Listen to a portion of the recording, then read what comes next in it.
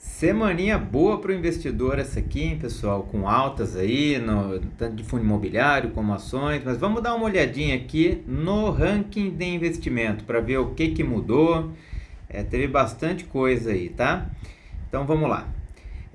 Só lembrando, não estou fazendo recomendação nenhuma, essa é a forma que eu analiso os fundos imobiliários e as ações também. Eu criei esse ranking, então é uma metodologia que eu desenvolvi e a intenção aqui é educar, simplesmente, beleza? Eu estou compartilhando o jeito que eu faço. Bom, vamos lá então. O ranking, né? Para quem está chegando agora e bastante gente chegando agora, essa é a carinha do ranking de fundos imobiliários, tem o de ações também. Ele fica correndo ali diariamente, tá? Durante o horário comercial. Então a gente tem aqui o ranking, né? Um índice de maturidade, liquidez, PVP, o dividend yield, alavancagem, né? Ele tem aqui a cotação atual e aí ele checa entre a mínima e a máxima para ver onde que ele está localizado ali, os dividendos que ele pagou, né? O último dividendo, o yield desse dividendo de acordo com a cotação atual, quando que será pago o próximo dividendo, assim como a vacância, número de imóveis, né? E aí o que queria chamar a atenção aqui para vocês? Eu adicionei aqui esse índice de maturidade, né? Eu falei, eu preciso agrupar essas coisas e deixar um jeito fácil, ver se o fundo é maduro ou não. O que eu juntei aqui? Eu criei esse índice LCI, L de liquidez, C de cotistas, I de idade, né? Então, você pegar um fundo aqui que ele é, por exemplo, AAA, significa que ele é maduro. Significa que ele é bom? Não, não significa que ele é bom. Significa que ele tem bastante liquidez, bastante cotista, bastante idade, está muito tempo no mercado. Só isso, tá? Tanto que eu não considero isso como critério de desempate no meu ranking, beleza? Ele não conta nota. É simplesmente para saber se o fundo é novinho ou não. Aí, outra coisa que eu adicionei, e esse é bem interessante, principalmente para os fundos de papel. Ele tem aqui esse porcentagem de índice. O centro de fundo de papel ele está linkado no IPCA ou no CDI. E aí eu coloquei aqui essa porcentagem de distribuição, assim como o spread. Então eu sei que esse primeiro, o IRDM, ele paga IPCA mais 8,8 e o pouquinho que ele tem de CDI é CDI mais 4. Né? E aí já dá uma ideia aí dos rendimentos do fundo.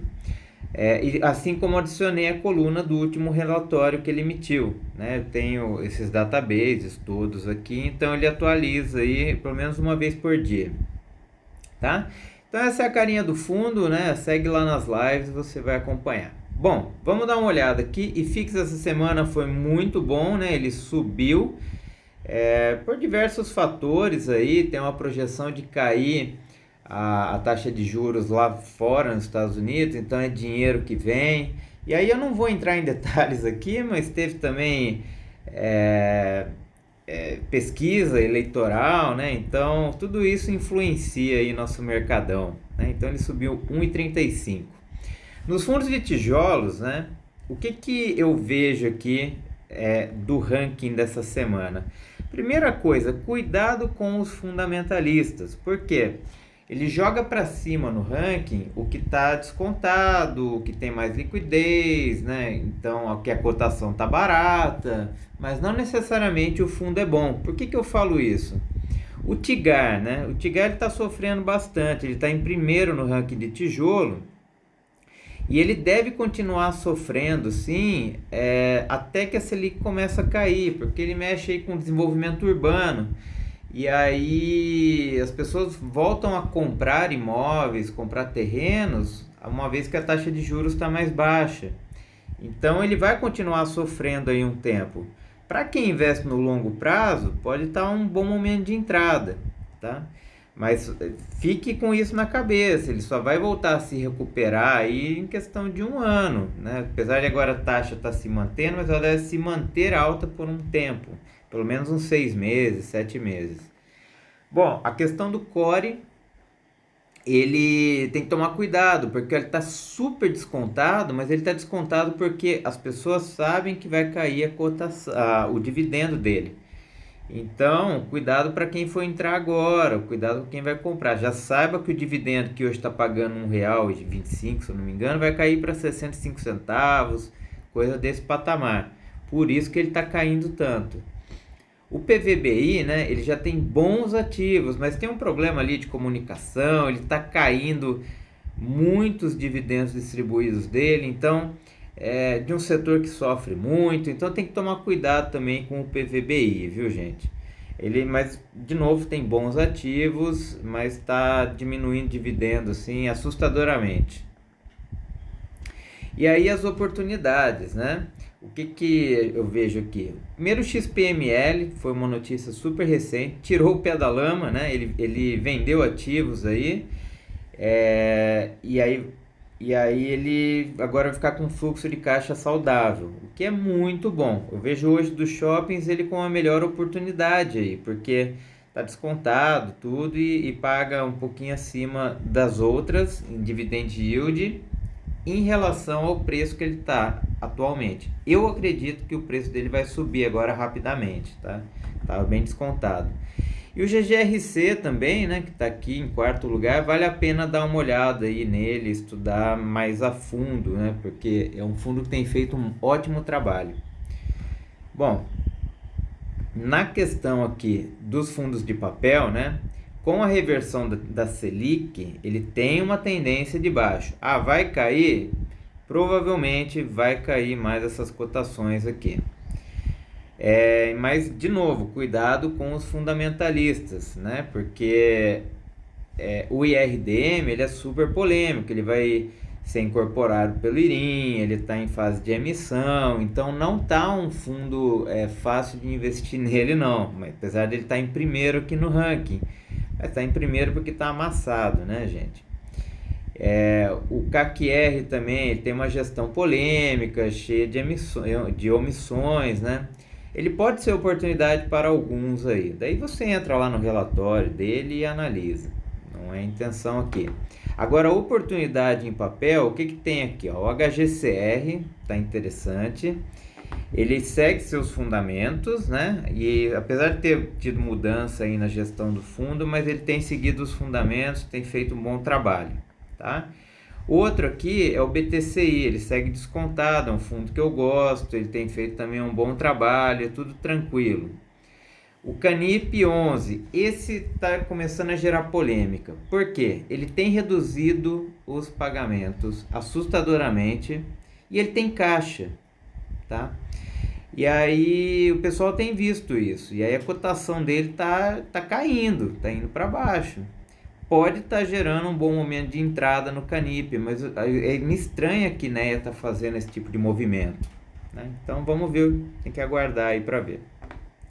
Fiagros, o que tem aqui no Fiagro? Não teve muita mudança significativa, mas tem algumas oportunidades. Primeiro que o Rura 11, né? Ele está aqui em primeiro, ele segue seus fundamentos, ele conseguiu montar um caixa, tá?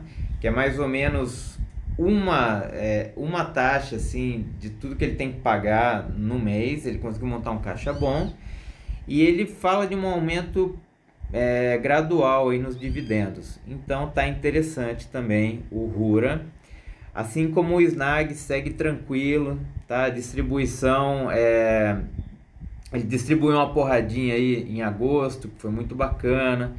Então o Snag segue um bom fiagro para aportar. Assim como o KNCA, que eu fiz um vídeo de análise dele, ele tem um belo portfólio de devedores lá, né? A reserva dele está bem alta, ele pode ser que distribua essa reserva em algum momento. Então são oportunidades boas aí no fiagro. Beleza? Vamos passar aqui para o FIINFRA, né? Bom, o que tem aqui, eu confesso que eu não estudo muito o FIINFRA, gente, eu não invisto nele, mas eu tô vendo que os famosos estão começando a ficar caro, né? Que é os famosos Juro 11, IFRI 11, IFRA 11, tá vendo aqui na cotação, ó, como tem subido?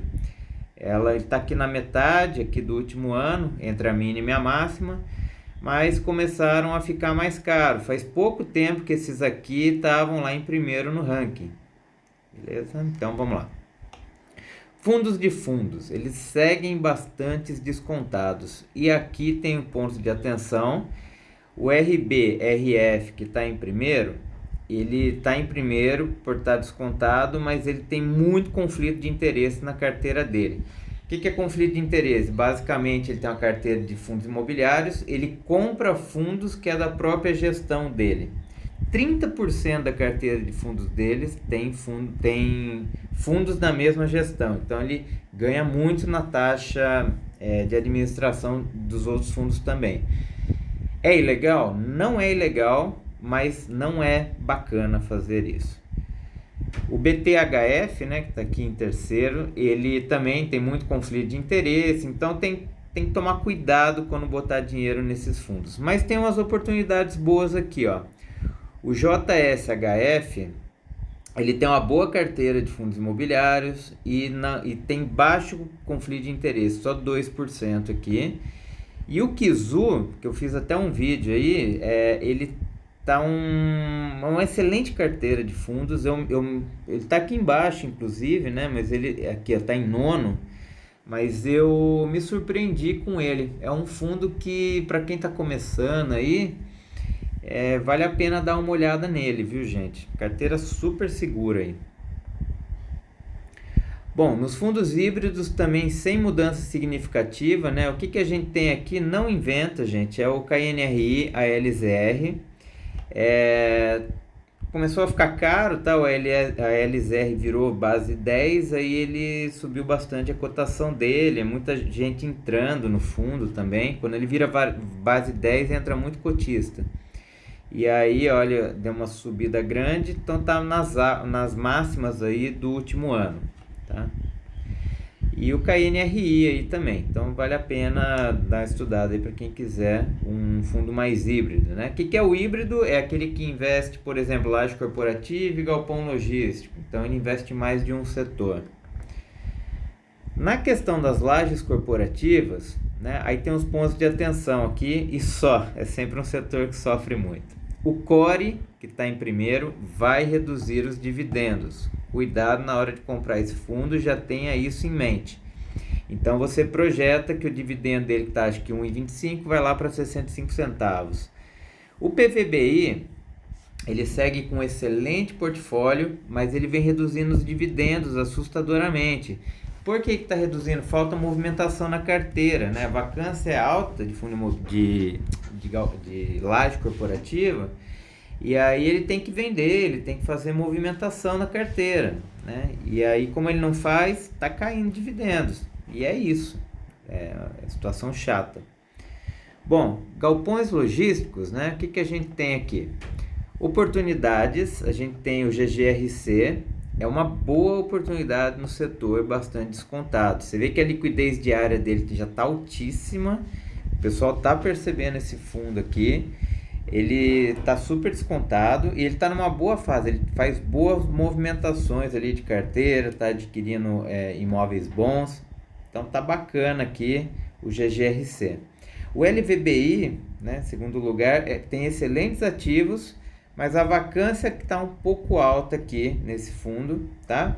Porém, é uma coisa que pode reverter aí no futuro, né? Pode ser que de um mês para outro alugue aí os galpões e essa vacância caia e ele pague bem, né?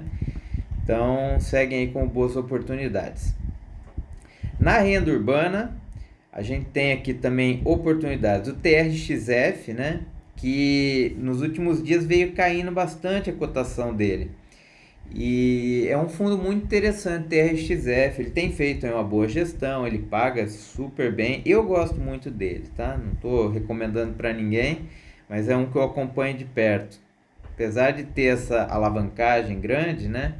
Mas ele é um fundo que sempre trabalha bem alavancado, historicamente, não deve mudar isso, mas ele faz um bom trabalho aí de movimentações. E aí todo final de semestre, porradinha. Ele paga boas porradinhas aí de fim de semestre. Na questão de shopping, ele tem aqui boas oportunidades, tá? O HGBS, que ele teve uma queda dos dividendos porque reduziu as vendas. E aí, como teve essa queda, ele abre uma boa janela, a cotação cai também, abre uma boa janela aí de entrada no fundo. E aí, um que chamou atenção aí foi o XPML, né?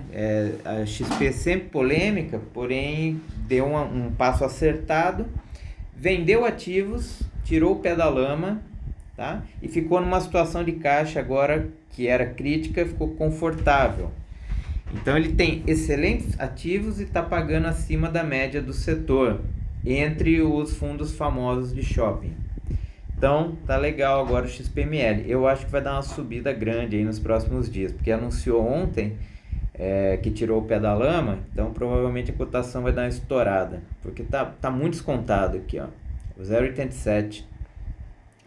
Bom, passando agora para as ações, né? O Ibov, que subiu bastante aí essa semana também, basicamente pesquisa eleitoral e projeção de redução dos juros lá fora, né? Então é capital estrangeiro entrando no Brasil. E aí vamos ver os Ibovs. O Ibov está com boas oportunidades aqui, ó. Só de bater o olho você já vê que tem muita coisa amassada aqui. O que a gente tem aqui de interessante, né? Primeiro a Petrobras, está em primeiro, está nas mínimas aí do último ano. Ele sofre com desconfianças por ser uma empresa governamental, o governo sempre fazendo lambança, e teve uma redução aí nos dividendos, veio abaixo do esperado. Porém, abre janela de oportunidade, pessoal. Petrobras aí na casa dos 31, casa dos R$30, é muito legal de preço de entrada, tá? Chegou a bater abaixo de 30, 29 alto. Então, olha aqui como tá baixo, tá bem interessante aí para entrar. O BB Seguridade apanhou junto com o Banco do Brasil, gente. Ele tá num setor aí de seguro, que sempre vai muito bem, e abriu uma excelente oportunidade de entrada, né? O BB Seguridade está aqui em quarto, ó. Ele tá baixo, tá barato. É um que não estou recomendando, mas eu estou comprando. Eu queria entrar numa ação aqui no setor de seguros.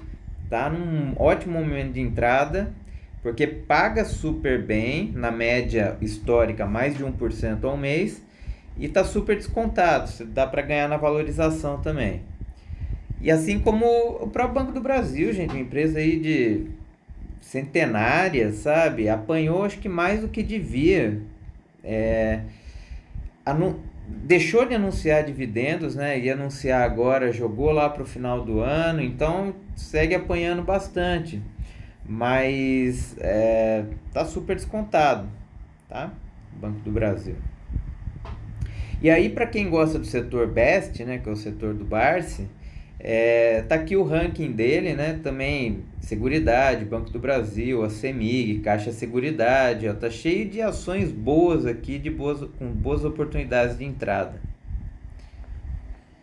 E agora, para finalizar nosso ranking de oportunidades, nossa, tô querendo, para onde que eu corro, né? Se eu olhar tudo, o Ibov, o IFIX, ETFs, moedas, metais, criptomoedas, para onde que eu vou? Vamos ver aqui, gente. Esse aqui é o nosso ranking de oportunidades, né? Então, o que acontece aqui, ó? Conclusões gerais do ranking.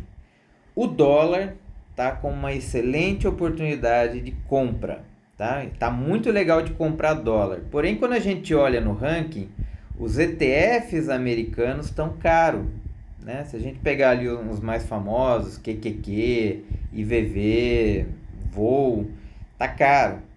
Então, o que tá legal de fazer hoje? Compra dólar, ou seja lá, qualquer banco estrangeiro aí que você tem, manda o dinheiro para fora. Apesar de ter aumentado aí o IOF, mas tá legal. Compra dólar, joga para fora. E aí você compra lá um ETF de renda fixa lá fora, linkado à renda fixa, e deixa. Você vai ganhar ali seus 4,5% em dólar, e aí vai deixando. Depois disso feito, a hora que isso aqui reverter e o ETF ficar um pouco mais barato lá fora, aí você tira dessa renda fixa e bota lá nas ações de fora, nos ETFs de fora. Tá bem interessante aqui de dolarizar. A renda fixa no Brasil segue bem atrativa também, né? Tá bem bacana, principalmente os que são IPCA+. O IFIX e o Ibov seguem caro, então tem que peneirar. Foi o que a gente acabou de fazer aqui, olhando o ranking, peneirando acha, tá? Coisa boa. Principalmente nas ações, está no momento mais interessante aí de oportunidade ali, Petrobras, Banco do Brasil, BB Seguridade, ações boas aí, que estão baratas. Apesar do índice como um todo tá o mais caro entre tudo aqui. E a criptomoeda, né, acho que passou agora o momento da grande alta, e aí agora deve dar uma acomodada, não acho que cai no patamar que estava antes, mas acho que vale esperar um pouquinho, vai abrir umas janelas aí de entrada em criptomoeda novamente, né? Então é isso aí, ó, gente. Tá passado aí nosso ranking da semana. Obrigado aí da atenção, né? E espero aí fazer mais vídeos como esse aí para a próxima semana. Beleza? Um abraço aí, até mais.